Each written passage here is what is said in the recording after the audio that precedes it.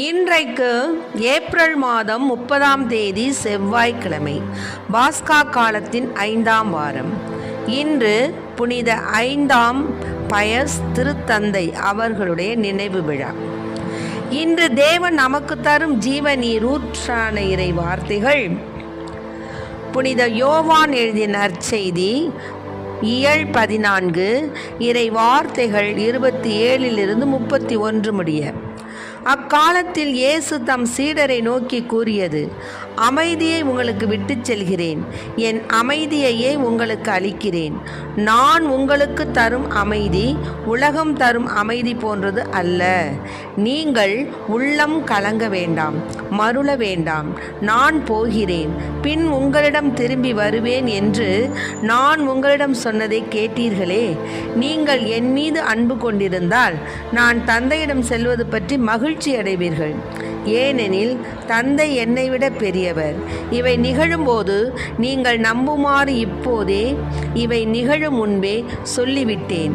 இனி நான் உங்களோடு மிகுதியாக பேசப் போவதில்லை, ஏனெனில் இவ்வுலகின் தலைவன் வந்து கொண்டிருக்கிறான். அவனுக்கு என்மேல் அதிகாரம் இல்லை. ஆனால் நான் தந்தை மீது அன்பு கொண்டுள்ளேன் என்பதையும் அவர் எனக்கு கட்டளையிட்டபடி செயல்படுகிறேன் என்பதையும் உலகு தெரிந்து கொள்ள வேண்டும். ஆண்டவரின் அருள்வாக்கு. கிறிஸ்துவே மக்கு புகழ். அஞ்சாதே அஞ்சாதே, நான் என்றும் உன்னோடு. என்ன துன்பம் வந்தாலும் என் அன்பு உன்னோடு. கொன்று அசையலாம், கோகைகள் பெயரலாம், உலகம் முழுவதும் உன்னை வெறுக்கலாம். எந்த நிலைதான் ஆனாலும் எந்த அன்பு மாறாது. அஞ்சாதே அஞ்சாதே, உன்னை நான் காப்பேன். அஞ்சாதே அஞ்சாதே, உன்னை நான் காப்பேன். அஞ்சாதே அஞ்சாதே, நான் என்றும் உன்னோடு. என்ன துன்பம் வந்தாலும் என் அன்பு உன்னோடு. இன்றைக்கு நம் தேவன் தரும் ஜீவ நீரூற்றான இறை வார்த்தைகளை கேட்டோம். அந்த காலத்தில் ஏசப்பா என்ன பண்ணாரு, சீடர்களை நோக்கி, அமைதியை உங்களுக்கு விட்டு செல்கிறேன், என் அமைதியையே உங்களுக்கு அளிக்கிறேன். நான் உங்களுக்கு தரும் அமைதி உலகம் தரும் அமைதி போன்றது அல்ல. இப்போ நம்ம சாதாரணமாக நினைக்கிறோம், குடும்பத்தில் அமைதியாக இருக்கணும், பிள்ளைகள் நமக்கு அமைதியை கொடுக்கணும், மற்றபடி நம்ம போகிற இடம் வர இடம் எல்லாமே சமாதானமாக சந்தோஷமாக இருக்கணும், எங்கே பார்த்தாலும் சண்டை சச்சரவு இருக்கக்கூடாது என்று உலக போக்கில் இருக்கக்கூடிய அமைதி அல்ல நான் கொடுக்குற அமைதி. நீங்கள் உள்ளம் கலங்க வேண்டாம், மருள வேண்டாம். நான் போகிறேன், பின் உங்களிடம் திரும்பி வருவேன். அப்போது ஏசப்பா சீடர்களோடு இருந்து அப்புறம் இறந்த பிற்பாடு அவர் விண்ணுலகுக்கு செல்லும் பொழுது அப்போ சொல்கிறாரு, நீங்கள்லாம் யாரும் மறல வேண்டாம், நான் அப்புறம் உங்கள்கிட்ட வருவேன் என்று நான் உங்கள்கிட்ட சொன்னதை கேட்டீர்களே. நீங்கள் என் மீது அன்பு கொண்டிருந்தால் நான் தந்தையிடம் செல்வது பற்றி மகிழ்ச்சி அடைவீர்கள். ஏன்னா மகன் தந்தையினுடைய விருப்பம், மகன் நமக்காக பாடுகள் பட்டு உயிர்த்து எழ வேண்டும் என்பது தான். அப்படி நான் உயிர்த்து எழுந்து நான் ஆண்டவரிடத்தில் போகணுங்கிறது தான் உண்மையான செய்தி. அதனால் நான் தந்தையிடம் போகிறது தான் நம்பிக்கை அப்படின்னு சொல்கிறார். இதெல்லாம் நிகழும் முன்பே நான் உங்கள்கிட்ட சொல்லிட்டேன்.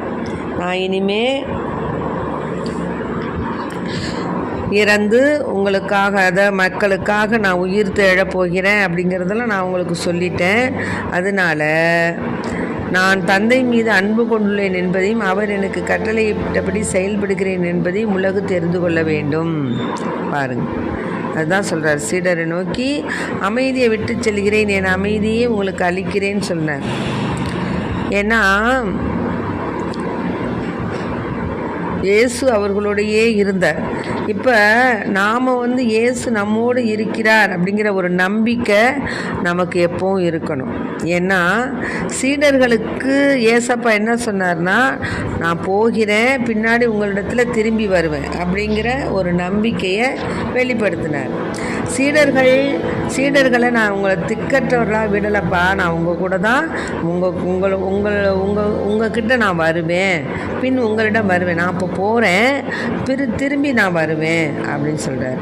அதனால் நாம் இப்போ என்ன செய்கிறோம், நம்ம குடும்பத்தில் சரி, நம்முடைய தனி வாழ்க்கையிலும் சரி, நம்ம வேலை செய்கிற பணியிடங்களையும் சரி, நம்முடைய சுற்றுப்புற சூழலையும் சரி, நம்முடைய சொந்த பந்தங்கள்டையும் சரி, நம்முடைய அண்டை அயலார் வீட்லேயும் சரி, அக்கம் பக்கம் இருக்கக்கூடிய சுற்றங்களிடமும் சரி, எல்லாருக்கிட்டையும் நம்ம என்ன செய்கிறோம், அமைதியை தான் தேடுறோம்.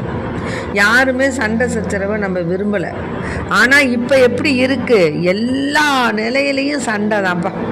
குடும்பத்தில் முதல்ல, குடும்பத்தில் அடுத்தபடியாக நம்முடைய சுற்றத்தில், அப்புறம் நம்ம பணி செய்யக்கூடிய இடத்துல, நம்ம போகிற இடத்துல, வர்ற இடத்துல, ஒன்றும் வேணாம், டிராஃபிக்கில் போயிட்டே இருக்கிறோன்னு வச்சுங்களேன். அப்போது இண்டிகேட்டர் போட்டு தான் திரும்புகிறாங்க. ஆனாலும் அதுக்குள்ளேயும் அவசரமாக என்ன செய்கிறாங்க, நடுவில் பூந்துட்டு என்ன பண்ணுறாங்க, அந்த கார் ஓட்டுறவங்கள திட்டுறாங்க. அப்புறம் இது மாதிரி இன்னும் வாழ்க்கையில் எவ்வளவோ நிகழ்வு, எதுக்கு எடுத்தாலும் சண்டை சச்சரவு தான். விட்டுத்தோன்னையே தாட்டு பூட்டு தண்டாரவுடன் பேசுகிறது. இதுதான் இப்போ மனிதர்களிடத்தில் கொஞ்சம் கூட அமைதி இல்லை. அமைதியாக இருக்கிறவங்களையும் அமைதியாக இருக்க விட மாட்டாங்க போல இருக்கு.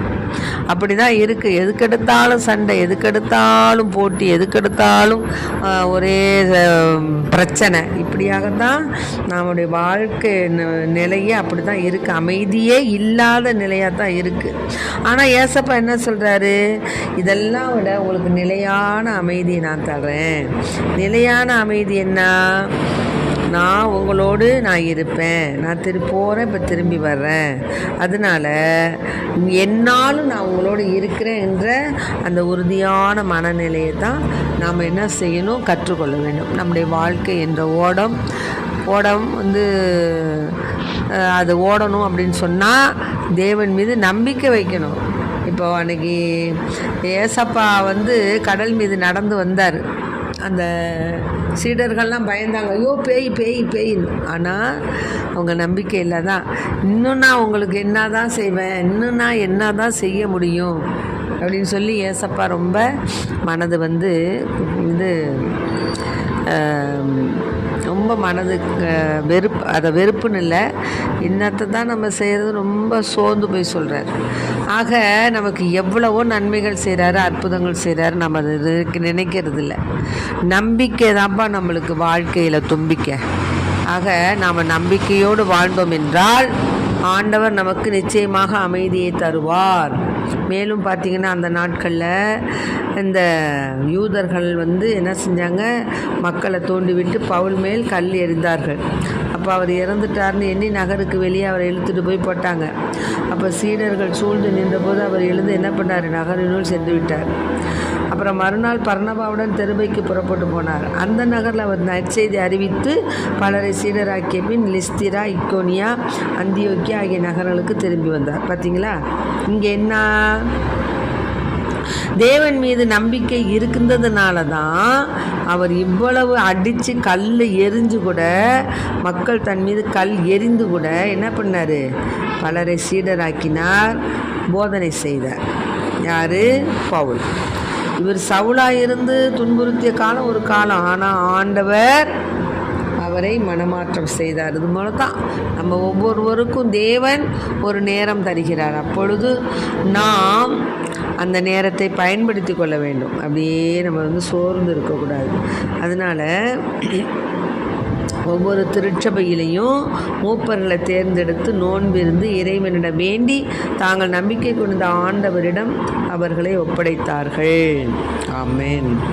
ஆக அங்குள்ள சீடர்களின் உள்ளத்தை அவர்கள் உறுதிப்படுத்தி நாம் பல வேதனைகள் வழியாகவே இறையாட்சிக்கு உட்பட வேண்டும் என்று கூறி நம்பிக்கை நிலைத்திருக்கும்படி அவர்களை ஊக்குவித்தார்கள். பார்த்தீங்களா?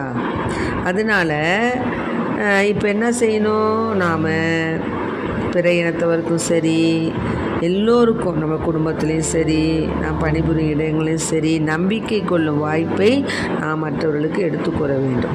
சீடர்கள் எப்படி அவர்களை அடித்து துன்புறுத்தினாலும் மற்றவர்கள் இயேசுவின் மீது நம்பிக்கை கொள்ளும் வாய்ப்பை அவர்களுக்கு தேர்ந்தெடுத்து கொடுத்தார்கள். அதே போல் நாமும் நம்பிக்கை உடையவர்களாய் என்றென்றும் தேவன் மீது விசுவாசம் உள்ளவர்களாய் இருக்க வேண்டும். ஆகவே அவர் நமக்கு அமைதியை தருவார். உலகம் தரக்கூடாத அமைதியை அவர் நமக்கு தருவார்.